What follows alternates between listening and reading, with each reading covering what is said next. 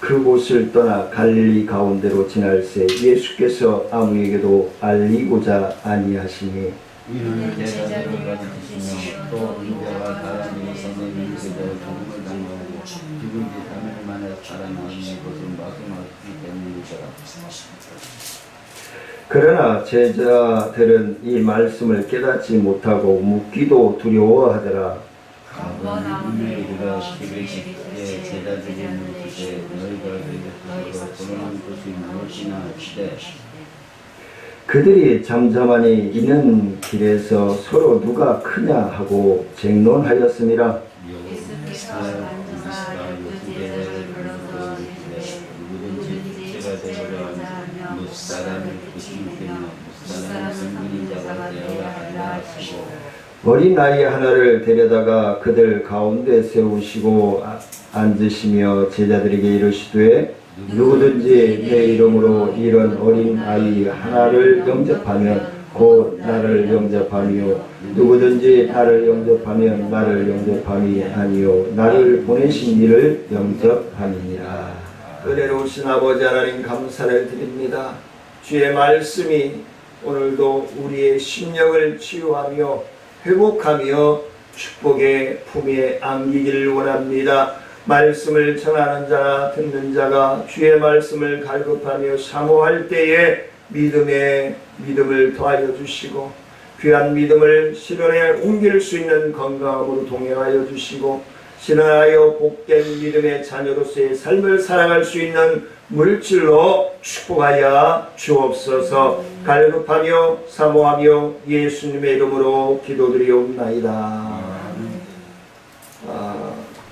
사람이 물론 우리 조 집사님이나 권 집사님 또 우리 이학자 권사님 계십니다마는 사람을 살아간다고 하면서 많이 배웠다. 돈이 많다. 그렇다고 해서 사람 됨됨이가 다른 사람들에게 감동을 주는 것이 아니다라는 짧은 인생이라면 짧은 인생이지만 그런 생각을 봅니다. 특히 이제 목회자라면은 모든 이들 믿지 않는 사람들, 제가 이제 기도하는 제목 중에 하나가 하나님 믿지 않는 자들에게 손가락질이 아니라 믿지 않는 사람들에게도 존경받을 수 있는 목회자, 하나님의 자녀가 되게 해달라고 기도하면서 저분이라면 참 내가 본받고 싶다 라고 하는 분이 있습니다. 왜 그러면 다른 분들은 왜 감동을 주지 못하고 있을까? 다른 사람들에게. 오늘 제목에서 말씀하고 있는 것처럼 크고자 하는 거죠. 자꾸 자기가 목에 힘준다고 얘기하죠. 자꾸 높아지고자 하고 자꾸 없어도 깽가리 소리가 나게 하고 빈 냄비 소리처럼 울리고자 하는 사람들의 마음이 있기 때문에 여러 사람들에게 감동을 주지 못하고 그리고 안타까움을 주는 것이 아닙니다. 근데 그것이 많이 배웠다라고 해서 가능한 것이 아니고 못 배웠다고 해서 불가능한 것이 아니고 많이 있다고 해서 가능한 것이 아니고 많이 없다고 가난하게 산다고 해서 불가능한 것이 아니라는 거예요. 그 뿌리는 부모에게서부터 오죠. 거의 80% 제가 한 35년 사역을 하면서 느끼는 것이 거의 한 85%는 부모에게서 옵니다. 그 배경 환경에서 옵니다. 나머지는 이제 자기 삶이겠죠. 그만큼 중요합니다. 지난 주간에도 계모에게서 여행 가방에 들여져 있다가 생명을 잃은 아이도 뉴스도 보고 어떻게 그럴 수가 있을까 라고 안타까워하면서 모든 분들이 뉴스를 접했을 것입니다. 두 사람의 사랑이 중요하다고 생각한다면 남편의 자녀, 남편과 함께 자기의 가족이 되었던 그 아이도 소중함을 느껴야 되는데 그걸 느끼지 못하는 것이죠. 어떻게 해요? 자기 이타적인 생각에 빠져있기 때문에 그렇다라는 것이죠. 그래서 하나님은요, 교만한 사람을 절대로 이뻐하시지 않습니다. 예. 하나님은 겸손하고 섬길 줄 아는 사람을 이뻐하시고 축복하시는 줄 믿으시기를 원합니다. 그래서 오늘 함께 말씀을 본문을 통해서 나누고자 하는 제목이 큰 자가 되려 하는가. 오늘 본문을 통해서 예수님이 우리에게 큰 자가, 높은 자가 될 수 있는 비결을 가르쳐 줍니다. 네. 어떻게 살아야 높고 큰 자가 될 수 있는지를 말씀해 주시고 있습니다. 그 첫 번째는 십자가를 가르쳐 주신 예수님. 십자가의 도를 바로 알아야 높은 자가 될 수 있고 큰 자가 될 수 있다는 거예요. 여기서 높은 자는 많은 사람들로부터 귀감을 받을 수 있고 존경받을 수 있는 자를 얘기합니다. 근데 많은 사람들로부터 존경을 받고 귀감이 될 수 있는 삶을 살아가기 위해서는 십자가의 도를 바로 알아야 된다는 거예요. 예수님이 이 땅에 왜 오셨는지를 바로 캐치해야 된다. 바로 인지해야 된다는 것을 말씀해 주고 있습니다. 예수님을 말 못하게 귀신 들린 어이가이를 고쳐주시고 그곳을 떠나 갈릴리 가운데로 지나가시는 중에 이때 예수님의 제자들이 아무리도 제자들을 비롯한 예수님이 주변 사람들이 알리지 말라, 이 얘기는 뭐예요? 좀 조용하게 쉬고 싶다, 내가 하나님과 같이 1대1로 마음이 통하고 싶다, 이런 얘기잖아요. 그렇죠? 우리도 그러잖아요. 때때로 살아가다 보면은 아무도 없이 조용히 꼴방에 들어가서 주여만 해도 눈물이 쫙 흐르고 내 심령이 머리끝부터 발끝까지 싹 씻어져 내려져 앉는 모습, 그리고 왠지 마음이 평안한 모습을 느낄 때가 종종 있습니다. 갈갈 때가 있어요. 그만큼 세상이 찌들고 멍들고 악하고 험하고 나를 잡아삼키려고 하는 베드로전서 5장 8절 말씀처럼 악한 마귀 사탄이 두루두루 찾아다니면서 하나님의 자녀된 자들을 삼키려고 한다는 건 지난주에도 말씀을 나눴지만 뭐예요? 마귀 짓이에요. 사탄의 짓이에요. 귀신의 짓이에요. 네. 뜻이하고 하나님을 믿는 자들을 핍박하고 하나님의 믿는 자들을 공격하는 사람들은 사탄, 마귀의 귀신이에요. 악한 귀신, 그것도. 자, 이때 예수님이 아무도 알리지 않으시고 그들을 제자들이 집중적으로 가르치고자 하는 마음. 이대로는 안 되겠다. 왜? 어린아이에게 있는, 지난주에 말씀을 나눴지만 어린아이에게 있는 귀신을 9명의 제자들이 내어 쫓지를 못했단 말이에요. 14절 이후의 말씀에 보면 9절 내어 쫓지 못했어요.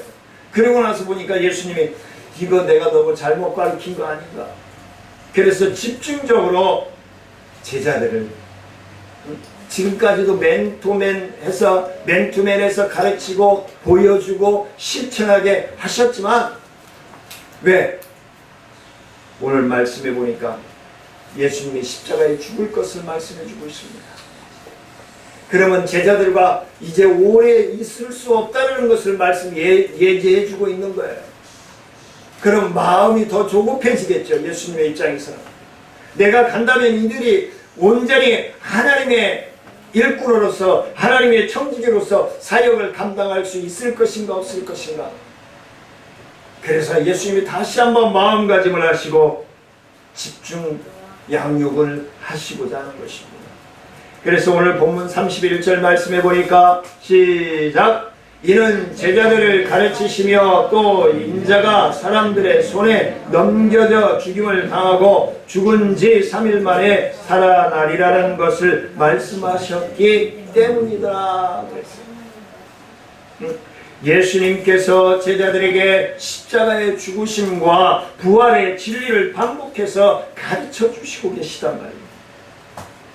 우리가 말씀을 나눴던 마가복음 8장 31절 이후 그 다음에 9장 9절로 13절까지 말씀을 예수님은 죽고 부활할 것이다.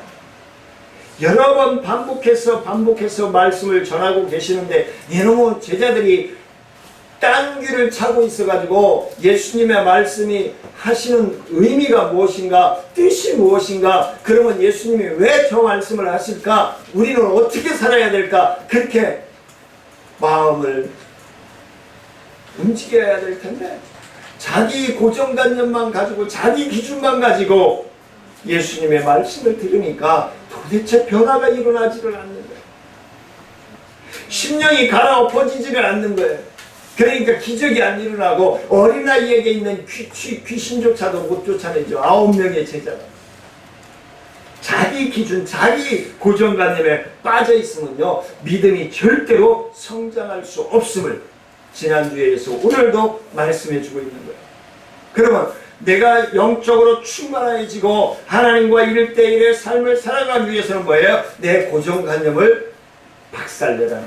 무너뜨리라는 거예요. 온전히 주님의 뜻, 주님의 섭리, 주님의 은혜로, 저쪽에서는 아멘도 하던데, 네. 그걸로 우리의 심령을 갈아엎어야 돼요. 우리의 고정관념을 무너뜨리지 않고는 주님의 말씀이 하나님의 음성으로 들릴 턱이 없어요. 구원과 생명의 길이기 때문에 예수님은 더 이상 지체할 수가 없었어요. 그러나 제자들은 십자가의 진리를 받아들이지 않고 있습니다. 제자들은 이 말씀을 깨닫지도 못했고 묻기도 두려웠어요. 본문에 나와 있잖아요. 도대체 저 말씀이 뭔 말씀인지 알아듣지를 못하겠는데 질문하기도 거꾸로. 왜? 2년 넘게 예수님을 따라다니면서 죽은 나사로도 살리고 눈먼 자도 눈을 뜨게 하고 귀신 들린 자도 쫓아내는 것을 보여줬단 말이에요. 다 그대로 보여줬단 말이에요. 그렇게까지 예수님이 해주셨는데 뭐라고, 예수님 뭐라고요?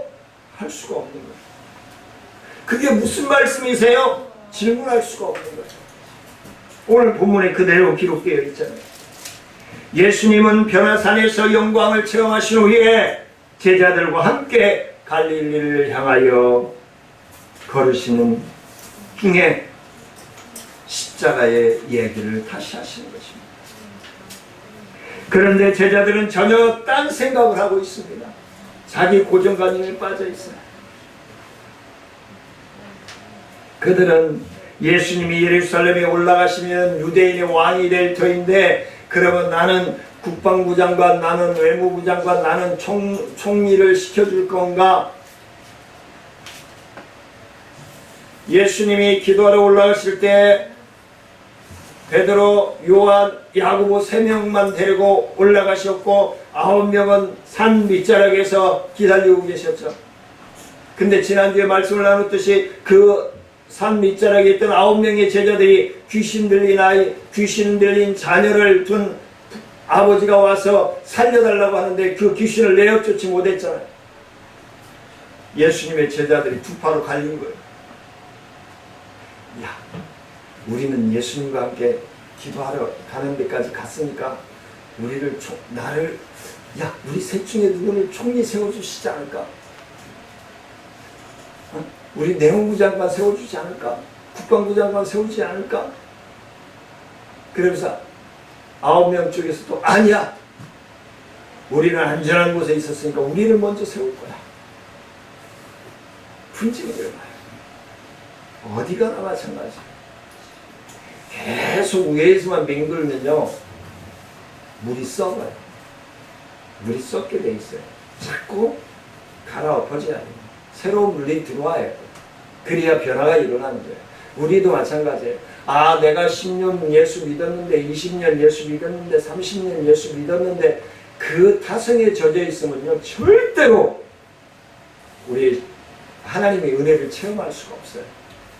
그냥 하나님의 은혜는 시간 초초예요.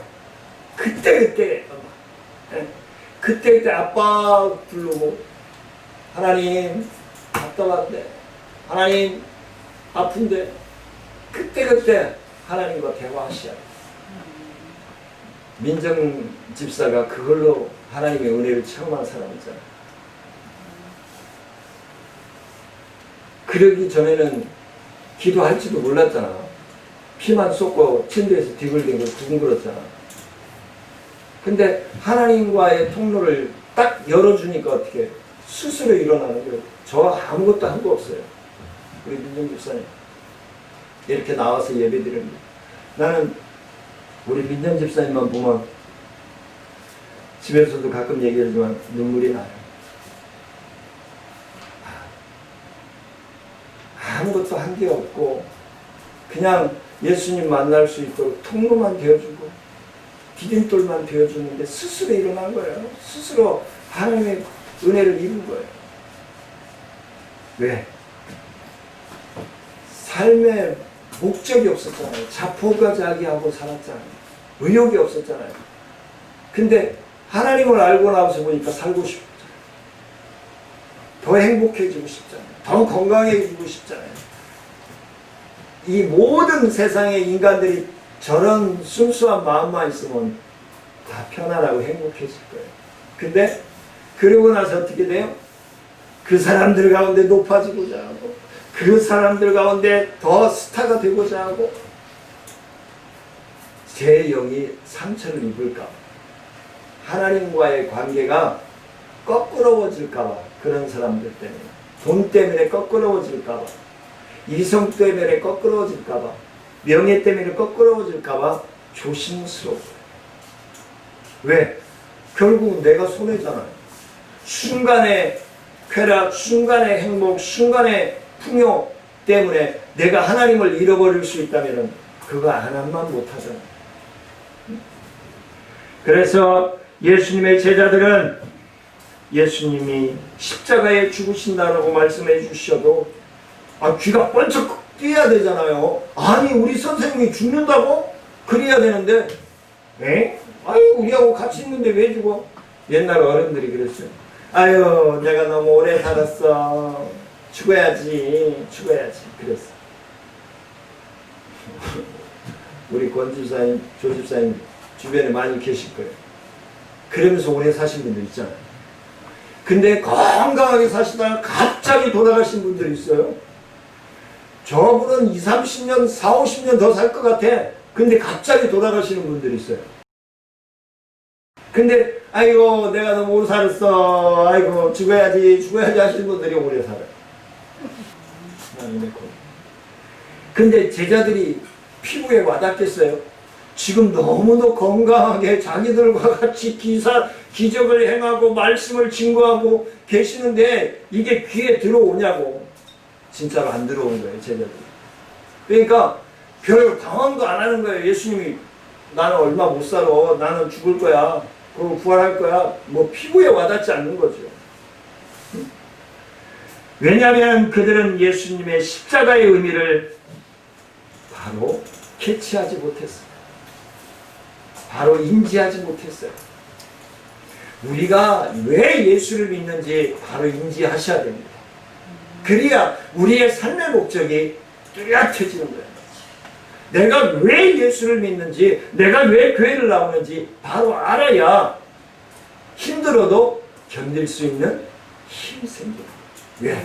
주님이 나와 함께 호흡하고 계시기 때문에. 주님이 나와 함께 숨을 쉬고 계시기 때문에. 두 번째는 첫째가 되는 길을 이제 가르쳐 주십니다. 으뜸이 되는 길을 예수님이 가르쳐 주셔요. 예수님은 가버나움에 이르러 집에 계실 때에 제자들이 길에서 예수님은 집에 계시는 거예요. 그리고 제자들은 이제 예수님의 집에 오고 있는 거예요. 근데 오는 길에 분쟁이 일어난 거예요. 나를 총리시켜줄까? 너는 국방부 장관 시켜줄까? 너는 외무부 장관 시켜줄까? 그리고 지네들끼리 길에 걸으면서 대화를 하고 숙석수고하고 뭐 때로는 얼굴도 붉히고 그러고 오는 거예요. 근데 예수님의 집에 도착하자 예수님이 딱 그 질문을 하는 거예요. 등골이 오싹해지겠죠. 예? 아니 길을 걸어오면서 얘기하던 얘기를 예수님의 집에 들어서자마자 예수님이 그 질문을 하는 거예요. 니네들이 쟁론한 이유가 뭐냐? 그렇게 묻잖아요. 예? 니네들이 지금 두런두런하고 옥신각신하는 이유가 도대체 뭐야? 그렇게 묻는 거예요. 쉽게 얘기하면.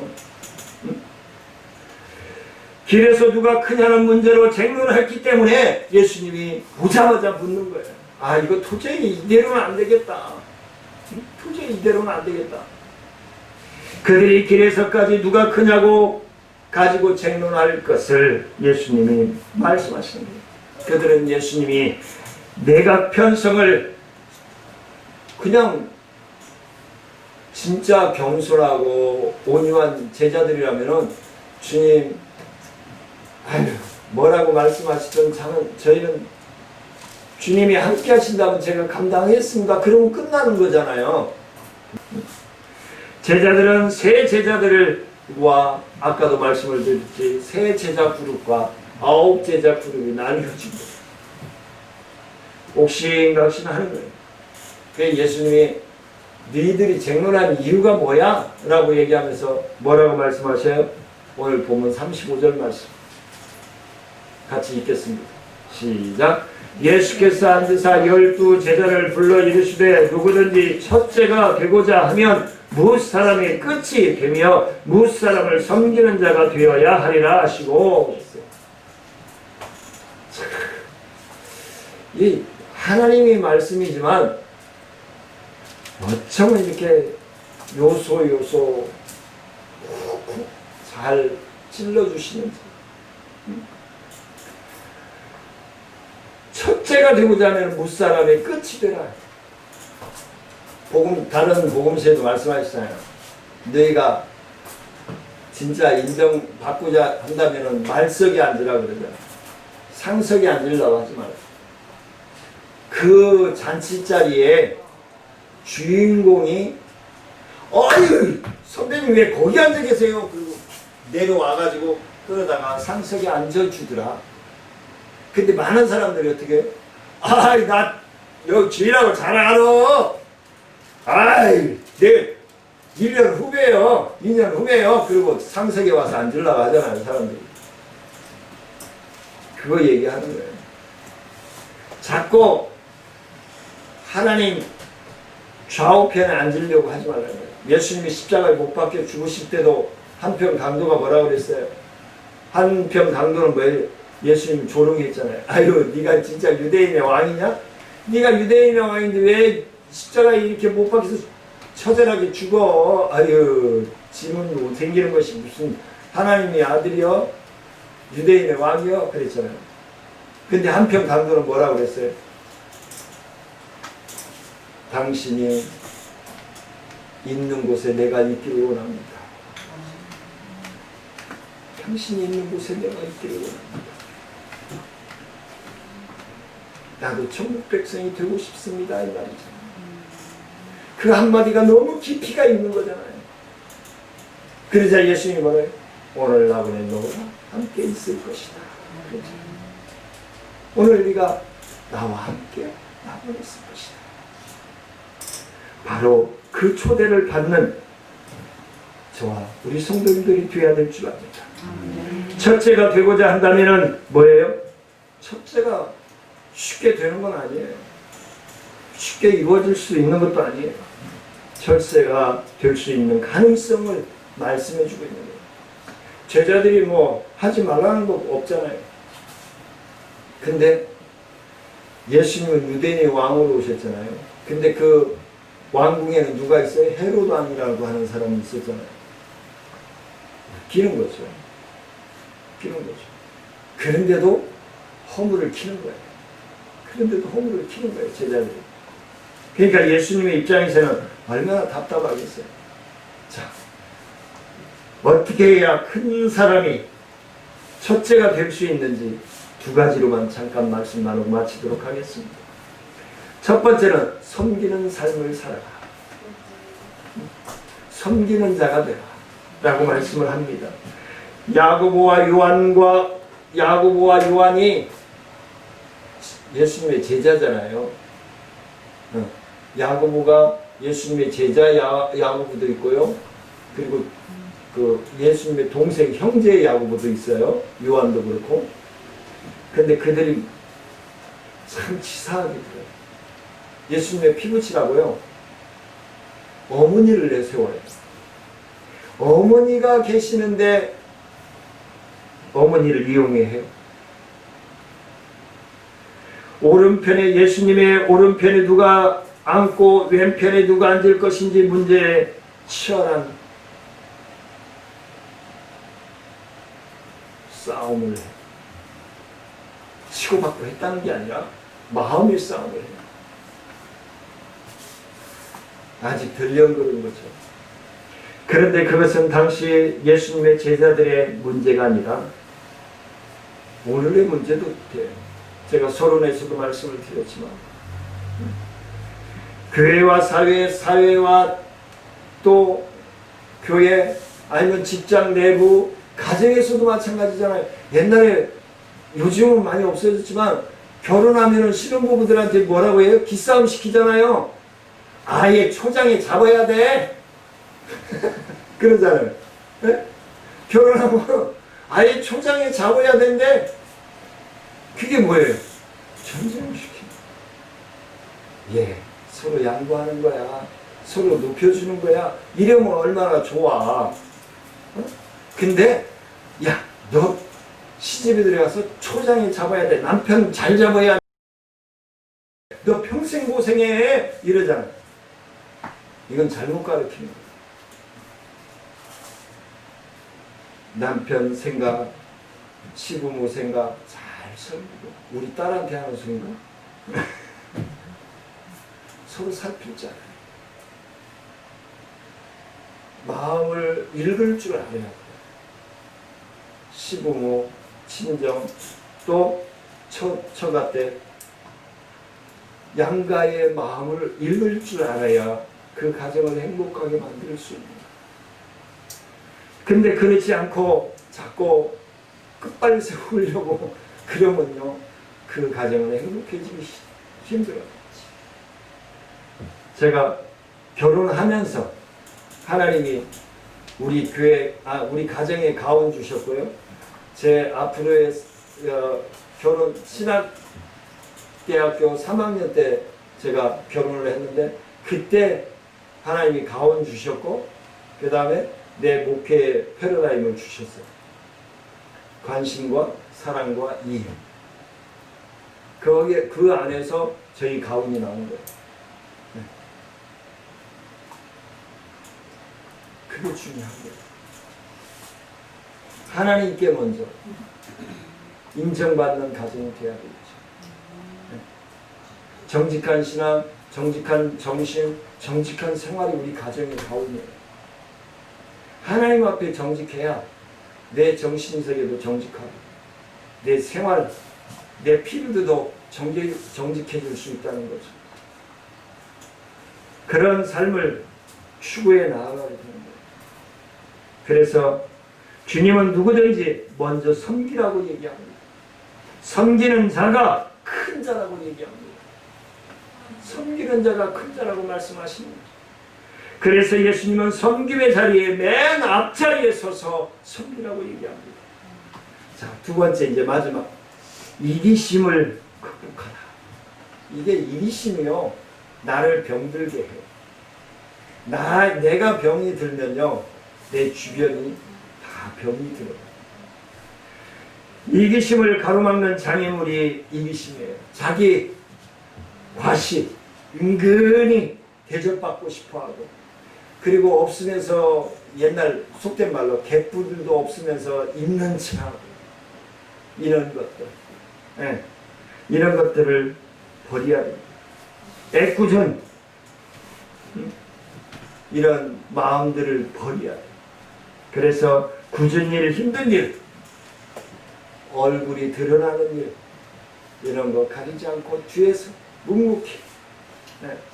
지난 주간에도 고추대랑 가지대는 안 세우더랬는데 도마도하고 고추대만 세우려고 했는데 가지때까지 다 세웠어요. 그래서 다 묶어놨어요. 바람에 넘어지지 말라고. 민정집사님 것도 묶어놨어요.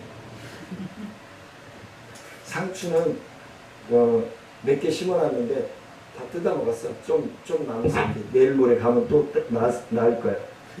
그건 내가 뜯어다 줄게. 이런 일들을 감당하면서 부평구 22개동 가운데 저희 청춘일동이 19분의 위원들이 있는데 제일 단합이 잘 되고 제일 똘똘 뭉쳐있어요. 그렇다고 다 예수 믿는 사람들이 아니에요. 예수님은 끝까지 이기심을 깨고 저들에게 섬기라고 말씀해 주고 있습니다. 섬기기 위해서는 이기심을 깨야 합니다. 이기심을 깨야 돼요. 그래서 예수님은 오늘 마지막 끝절 말씀에서 뭐라고 말씀하시나요? 같이 한번 읽을까요? 시작. 누구든지 내 이름으로 이런 어린아이 하나를 영접하면 곧 나를 영접하며 누구든지 나를 영접하면 나를 영접함이 아니요 나를 보내신 이를 영접함이니라. 네. 하나님을 영접하는 것이라고 말씀하잖아요. 예수님을 영접하는 것이 곧 하나님을 영접하는 거라고 말씀을 합니다. 어린아이와 같이 순수하고 깨끗한 심령들, 계산하지 않는 그 심령, 자로 재지 않는 그 심령을 예수님은 기뻐하신다고 말씀을 하고 있습니다. 말씀을 맺으려고 합니다. 사람들은 자기 유익을 따라 섬기려고 하고 있습니다.